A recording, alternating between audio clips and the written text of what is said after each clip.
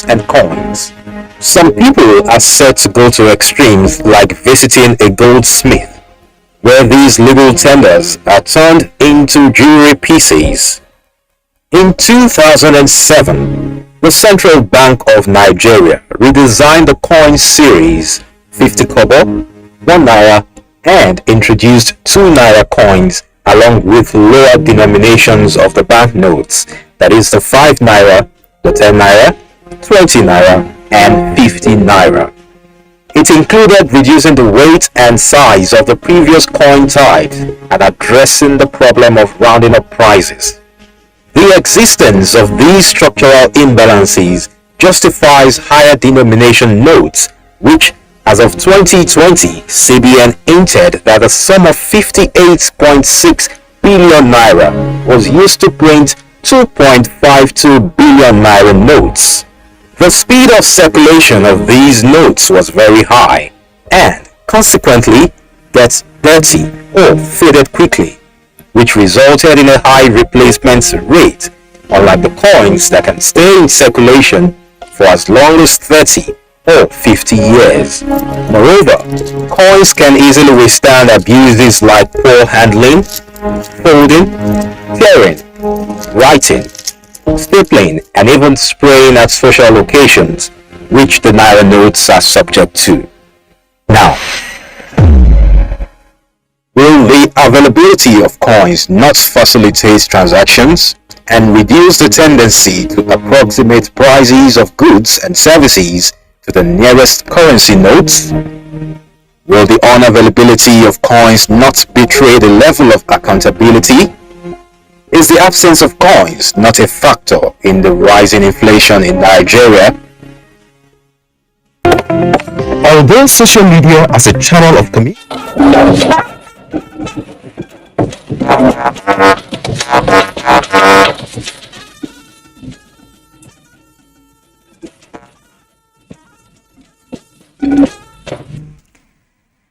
A very good evening to you and welcome to NTA's News Top Table, where you get an extra feel of Nigerian stories treated with unique insight. Tonight, President Buhari raises the bar on the nation's ICT drive with the signing of Nigeria's startup bill into law. It is time to take stock of the performance of the current administration.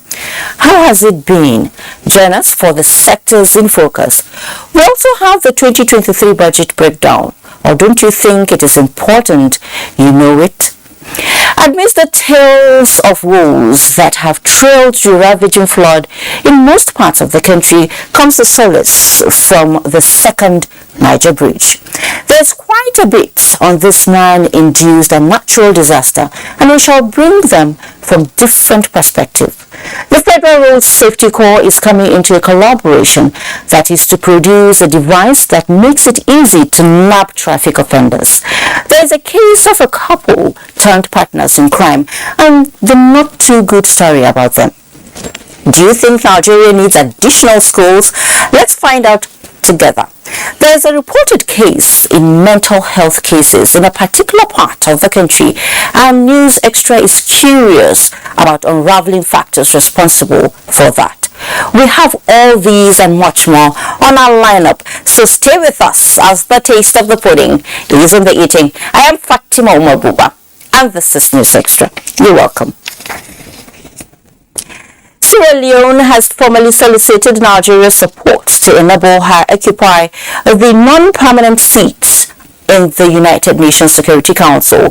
This came to light when President Muhammadu Buhari granted audience to a special envoy from President Julius Maada Bio. State House correspondent Adam Sambo reports. The Sierra Leonean envoy, Andre Thomas Hope, presented President Maada Bio's special message to the Nigerian leader.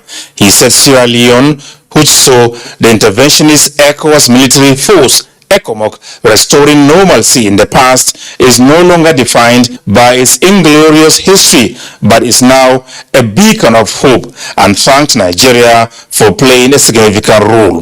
The envoy said his country is still looking up to Nigeria for support in her bid to occupy the non-permanent seat in the UN Security Council. Both Sierra Leoneans and Nigerians return to the polls next year for their country's general elections.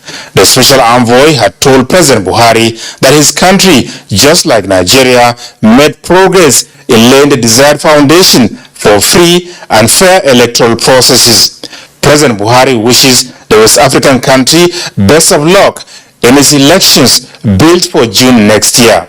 As he puts it during the closed-door engagement, I am pleased that you are pursuing your political programs effectively just like us. We wish each other the best of luck. From the State House, Adamu Sambo, NTA News. In the meantime, President Muhammadu Buhari has described the Minister of Communications and Digital Economy, Professor Isa Ali Ibrahim Pantami, as one of the most resourceful, innovative and effective public officials that he has in the administration.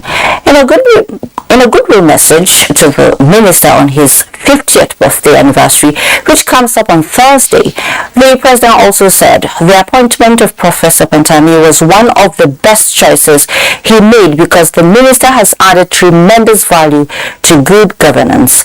President Buhari explained that Professor Pantami's depth of knowledge of complex issues is amazing and remarkable, adding that his loyalty and dedication to duty is worthy of emulation.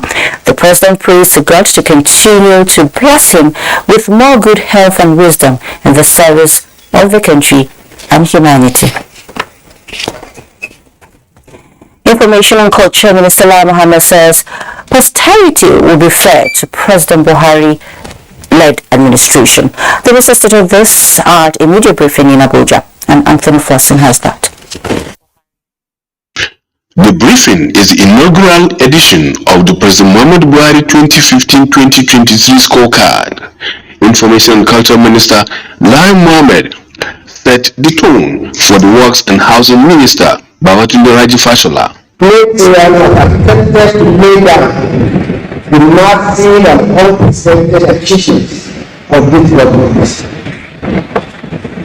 Some potential candidates have even released a poorly done photocopy of this administration's achievement as their own blueprint. But the same we are starting today will leave them breathless and clueless as we cover all the achievements in the various sectors. Because I'm so often case, the frequency of these meetings will be hard and need to run through the remaining part of our term. Despite attempts to some targets to downplay the achievements of the administration.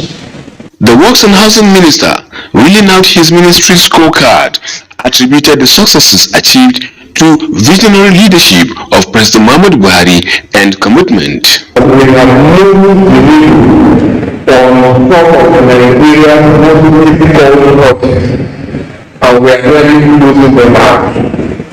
Lagos is at the Niger Bridge and Papa Okosheki, roads that seem to defy possibility. He said the federal government had no option in funding infrastructure projects, hence the obtaining of loans. My conversation with people is, if you look at the meaning of abandon to abandon, it means to forsake. They are not forsaking anybody. But the truth is that there are not enough resources to finance all of them at the same time. So perhaps we want to re-legislate the nomenclature to uncompleted projects because we are not forsaking them. They were designed for certain consistency as revenue will move, priorities all. So perhaps including what we do, if you look at it, we shared with you the first time what we wanted to prioritize. We had 6 urgent priorities at that time, and you will also be able to claim them from the 9 priority areas of the conference of the Executive. One of our priorities was roads leading to ports, so that economy can move. We can connect seaport and the airports for efficiency of business. The successes recorded in infrastructure include the completion of the second Niger Bridge, among others. He expressed satisfaction with a platform which he said has become a forum for spot-checking government programs and projects. In Abuja, Anthony Forson, NTA News. Standing tall above the river Niger is the second Niger Bridge, bridging traffic gaps between Anambra, the light of the nation, and the Big Heart Delta State. Here's an Nigerian face on the prospects of succor from the new bridge for the entire southeast and beyond. It could be a nightmare traveling on the first Niger Bridge. People say they spend hours, sometimes days, on the road at the peak of traveling season. This explains the excitement and great expectations they have about the second Niger Bridge. No, they go slow. This bridge, motor too much for this bridge. It will affect the bridge. Now the cost go slow here. May they help us. May they help us do that the other bridge. You know they finish that bridge now. This bridge go dey free. We will not be saying we don't like that. So we like second Niger Bridge, but you don't delay too much. But I believe that because of this water, because the gate road where they say they won't put for that side.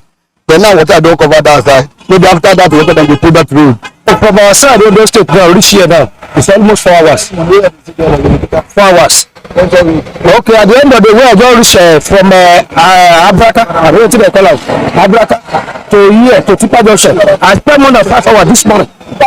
So if they help us to finish that area, it's very, very okay. We like it. Sitting beside the famous Niger Bridge, linking Asaba and Onitsha, is the second Niger Bridge, said to be a legacy project designed to ease the motoring public of years of difficulties commuting between Delta and Anambra states.